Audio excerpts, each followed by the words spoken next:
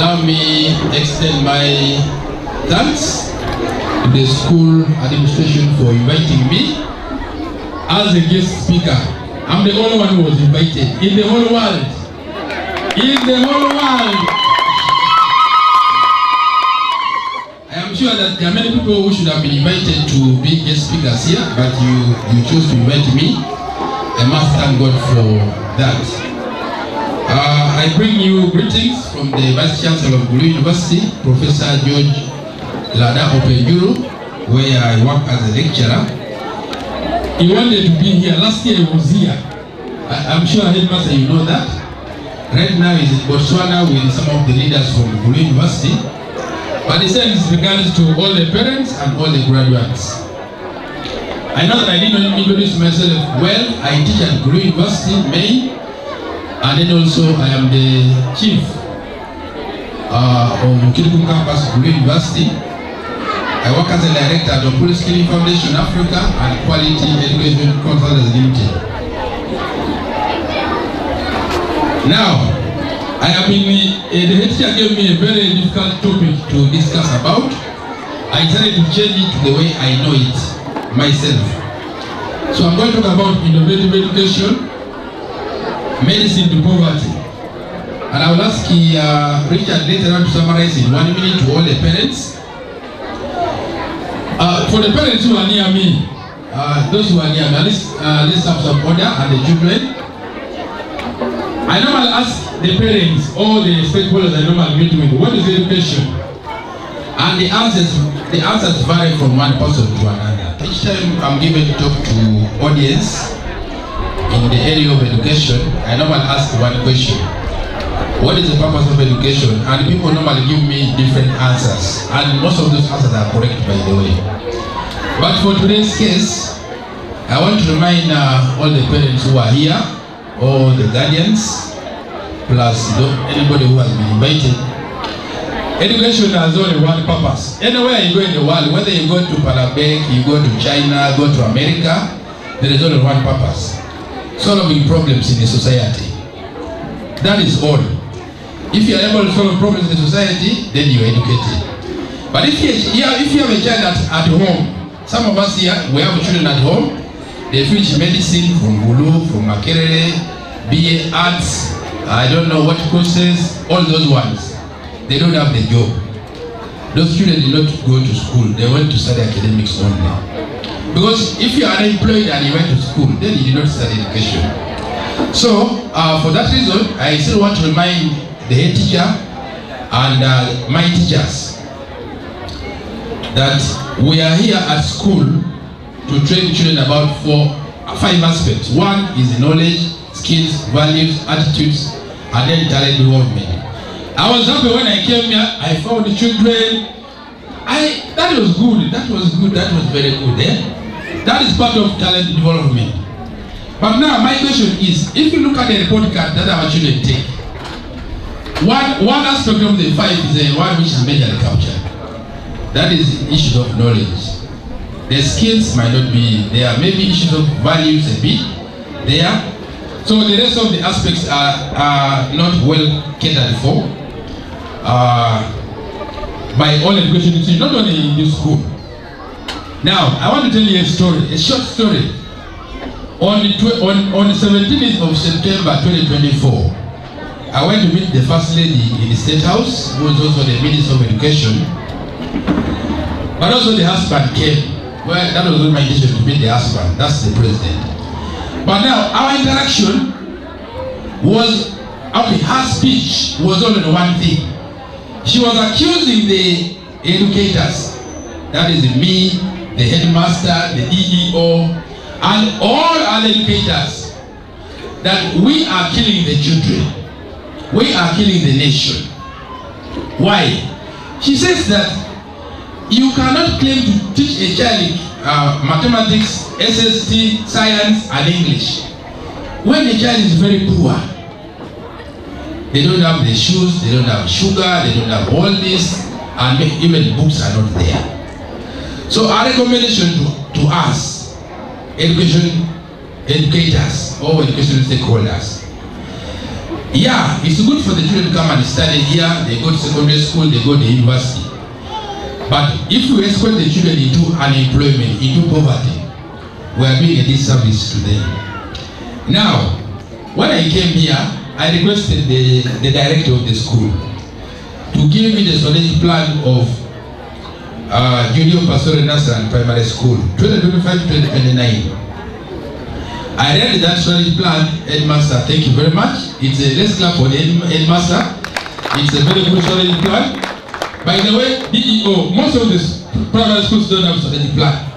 If I went to the school, all the schools in Acholi East, I might find maybe 2 or 3 out of all the schools that are here. Now, if I read that, I may read for you some of the strategic objectives of the strategic plan, which is on page 6 and page 7. Number 1, ensuring effective teaching and learning, fostering spiritual growth and development, building supportive, inclusive environment, and strengthening community engagement. Now, if you look at all the 4, they are good. But will it be addressing the major problem that the community and the children have? I'm asking that another question to you. You should be able to respond to me. Now, UN has come up with what we call sustainable development goals. They are 17 in number. But goal number 1 is poverty. What is poverty in actual? Chan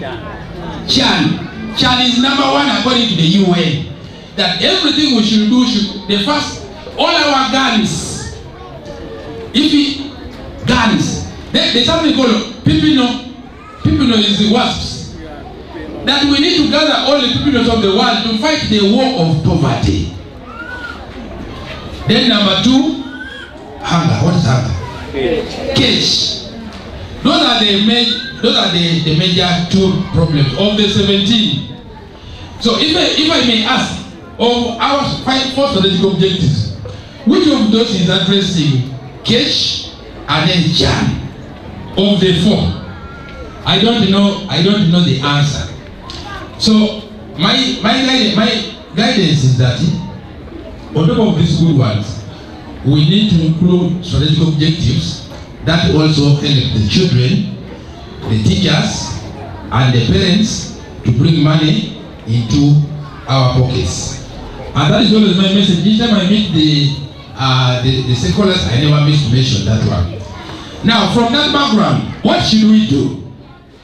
Number 1, we should start permanent innovative entrepreneurship and mentorship program for junior nursery primary school from 2026 until the day when the school will go to be with the Lord. I don't know when the school will go to be with the Lord. Whether it will be after 200 years, 1,000 years, we need to do that. So, besides that one, or below that one, we are saying that the Lonual, is that the correct one? Lonual, Afon, Dana Wayne, we need to support our children to start income generating activities. Whether you give Latino, Bueno, Diel, Dian, Opego. Because of Opego, I know that one is because that's what they eat so much in Philippines and many more others. Our parents in the old days, if you want to visit your grandfather, you want to visit Mego, they will give you a hen, a male hen, not a woman hen, a man, not a man. They will give you a woman hen, a woman, not a man hen, because they want the woman hen to produce or what you call a hen. You understand? And therefore, my friends and parents, my request is, if we can support our children to have Buenos that can raise us 100,000 for the whole year, each of the child 100,000 only. How many Buenos are those ones? I think Buenanoe or a beach, and we either open our account for those children. Now in 7 years, that child will be having more than 1 million shillings. What about for the teachers? And we are saying that out of the 100,000, every day you will be getting 273 shillings. And the business that can raise you that money. Then I thought, we are only asking about 500,000. And master, I saw the teachers. Your teachers are very handsome and beautiful. I saw the others are on the court. This one, yeah, I'm seeing though. Better court than you in mine. I don't know where you got the court from. I am seeing the teachers here, very beautiful and very healthy. But what you are saying is that also we should support them how they can generate money into their pockets. I am sure that you are doing that one very well. Sorry. And then for the case of the school, the Israelites are the most business-minded people in the whole world. The Israelites never want any money to get out of an Israel. No, money should remain in Acholi. No money should get out of Acholi. We should put roadblocks. Money coming from Palabé going to Kampala, roadblock, go back to Lamu. Money coming from another district, Agago. No money should go to Kampala. Money go where? Go to Agago. But if we want, we should now bring money from Kampala, come to Acholi. Mbarara, come where? Come to Acholi.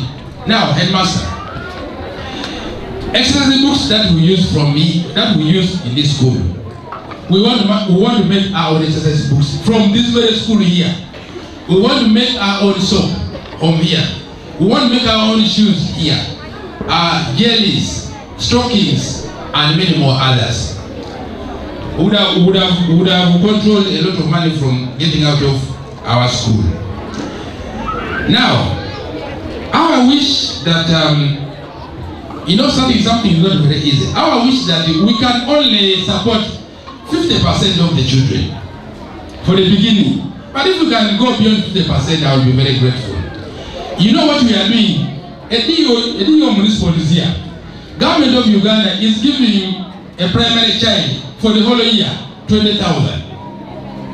Elif Pierario in government schools. Now, Pierario divided by 3 terms. How much money is that? 6,000 and a half.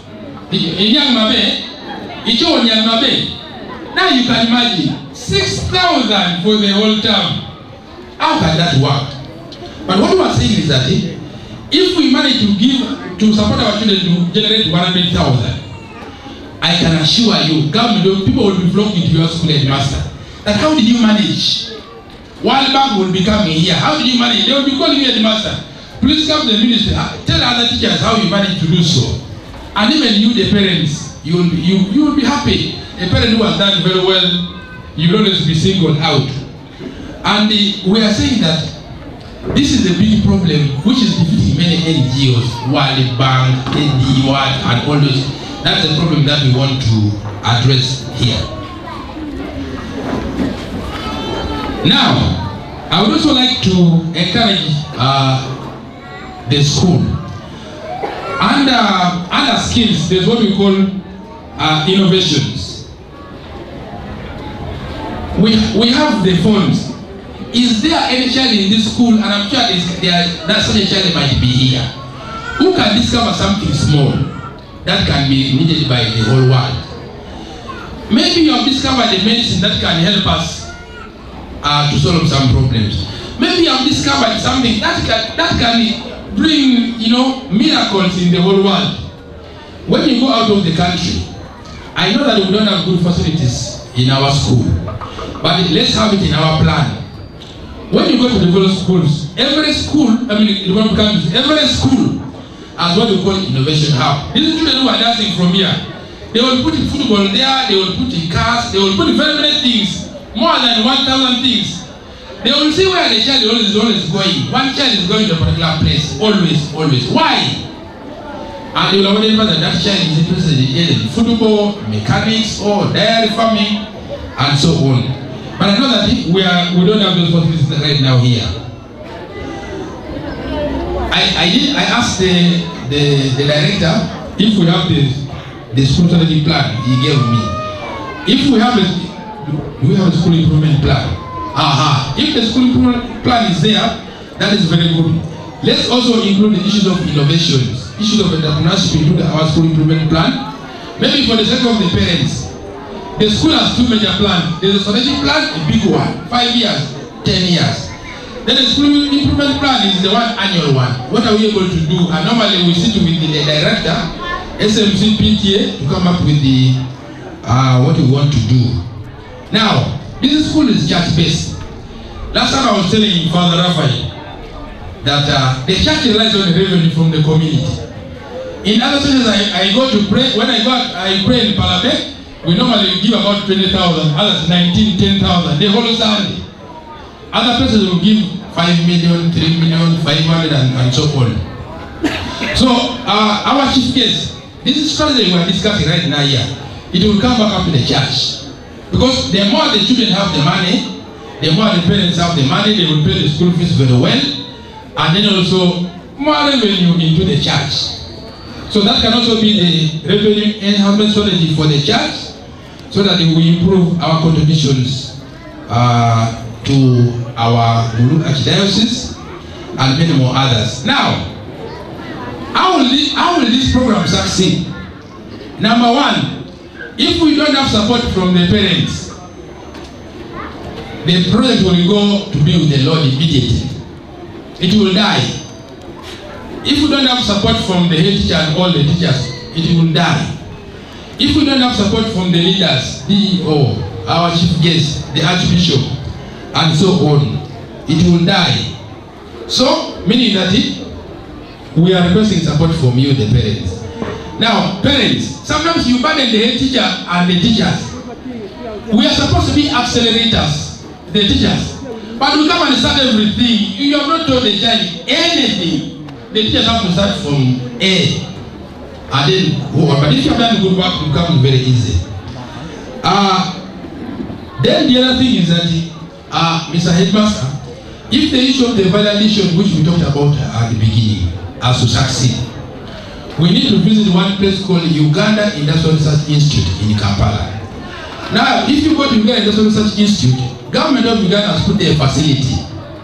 If you want to make wine, anybody by there, even not only the school, anybody in the market, anybody in Palabek, Agago, Pade, Kitugumia, it is free for all the people in Uganda, free of charge. You want to make bread, you don't have the machines are there. You want to make wine, you don't have the machines are there. You want to make shoes, you want to make gomas, and all the machines are all there. But when you go there, you don't find people from Western Uganda and Central Uganda. Their children are not there. We are not using government facility. And then that facility is out of our revenue, out of our taxes. So we should start using that as well. Now, as we conclude, now this one I want to read the way. I want to read it in English because I do not want anyone to be missed. Sowing the seeds, reaping the rockets. I don't know how to translate that one. A call to action. Ladies and gentlemen, distinguished leaders, let's remember that innovative education is not just about band aid in our society. It is a full-blown medicine chase to poverty.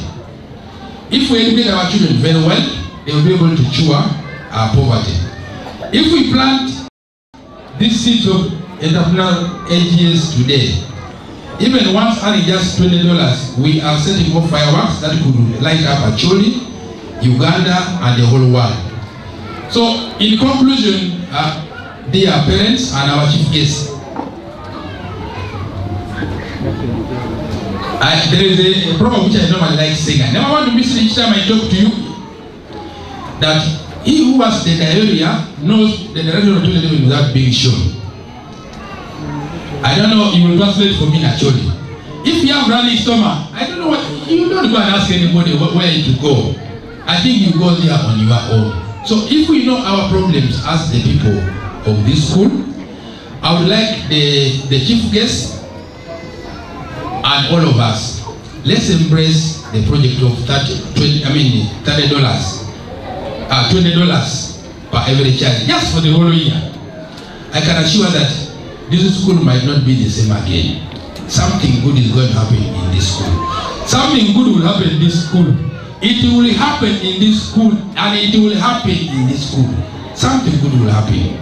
And I'm happy that each year you prioritize bringing the Archbishop and all the church leaders here to bless the school. And I am very sure that I asked the chief guest to bless the few words I have said here. Let's plant the seed, let it germinate, let us weed it, put some water, and then we shall harvest eventually. With those very few words, may God bless you for God and my country, and I wish you a Merry Christmas. Thank you very much for listening.